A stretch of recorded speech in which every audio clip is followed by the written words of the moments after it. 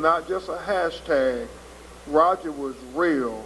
He was the hope for so many of them. And that's why this is so emotional. But what we're going to do is talk about some important updates for the case. The video came out and you all got to see it. But yet, as his mother said, they cannot stain his reputation.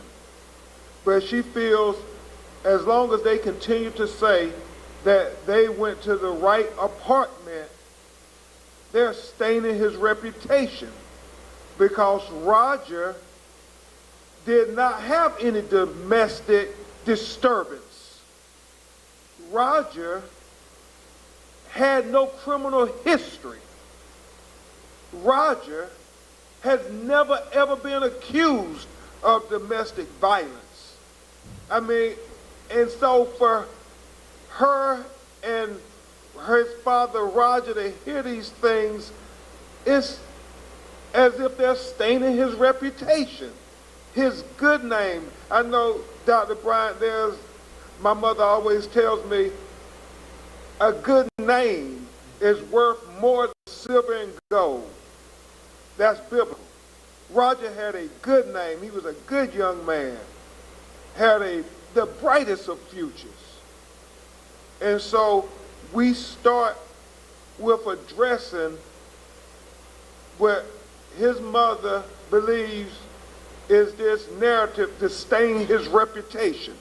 And I'm sure she's going to speak on that herself very directly to you all.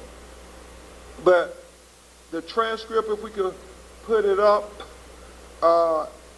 because you saw the video, but it's important that you see the words. And we have them, Dr. Bryant has them on all of the facilities, and we're going to hand them out to you. But the parts that are germane, it starts, the body cam time stamp is now visible on the video, and it starts at 16 hours, 28 minutes, 45 seconds when they have the interaction with the woman who we believe is with the leasing office of the apartment. The deputy walks outside to meet the woman in the parking lot. The deputy says, "Are they fighting or something?" The woman says, she was saying that it happens frequently. The deputy says, okay. The woman says, but this time it sounded like it was getting out of hand. The deputy at 16:29.09 seconds says, okay, which door? I paused there for emphasis because her response is, I'm not sure. She continues on. 2 weeks ago, I was walking by their apartment, basically on this side, and I was hearing someone yell, like, shut the F up, and you stupid B word, and all this other stuff. And I heard a slap, like right after that. But I wasn't sure, second time, where it came from. The deputy says, okay, and the woman says, and I didn't want to call the police. The deputy then says, which room is it? And now this third time, she says, 1401. The deputy says 1401, okay. The woman again affirms 1401. But the girl sounded scared. The one that called, she said she was like, it's getting out of hand. It sounds like it's getting really out of hand. And so that obviously points out a lot about how they got to 1401. And so he got on the elevator. The deputy said, so just hit number 4, huh? And the woman says, yeah. The deputy says, okay. He asked, will you do me a favor? Will you stand out there and direct the deputy that's coming through this area. Woman says, okay, it's like you're going to go up to the 4th and it's going to be on this side. Deputy says, got you. Deputy says, got you. Then the deputy says, 312-111. Deputy radio call again, 312-111. The deputy goes to door E1401. It's important. They say this is domestic disturbance going on, but watch the body cam video and more importantly, listen to the body cam video.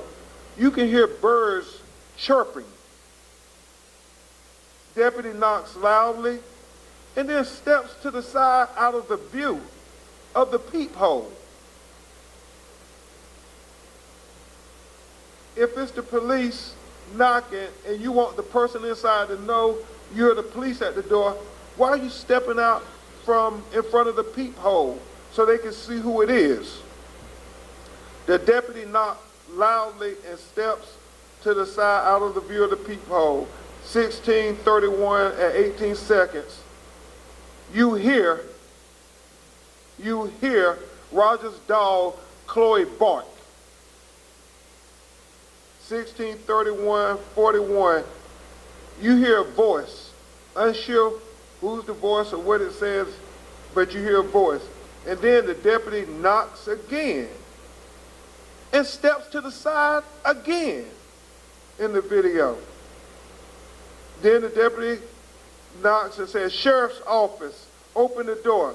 Deputy knocks again, steps back and to the side again. Don't really understand what's going on. But he said, knocks again, says, Sheriff's office, open the door. 16:32 at 01 seconds, Roger begins to open the door. The deputy at 16:32.02 seconds says, step back. You watch the video, you see Roger is complying. He's stepping back. And then the deputy executes him. 6 shots, 6 times. And it's only after he is shot that he gives a verbal command of drop the gun, drop the gun. And even while Roger Fortson, this American patriot, is on the ground, shot and dying, he is still trying to comply. He tells him it's over there. The deputy yells again, drop the gun. He says, I don't have it. Deputy radio calls, 312, shots fired, suspect down, do not move. 312, get me EMS to my location. That's everything from the body cam video. Obviously, you all have the FaceTime video from his girlfriend that shows when he's on the ground, he's saying, I can't breathe. And they're still yelling commands.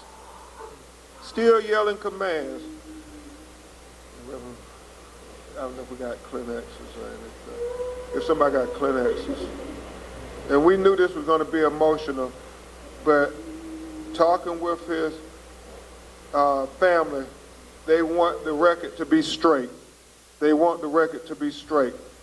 And so this next part is the new evidence that we're presenting to further show that they're not at the right apartment. They're not at the right apartment. And obviously, we think both things are important. They're not at the right apartment, and then, and within seconds of opening the front door, saying Roger, who is a licensed, registered gun owner, the police just, we believe, used excessive force in executing him.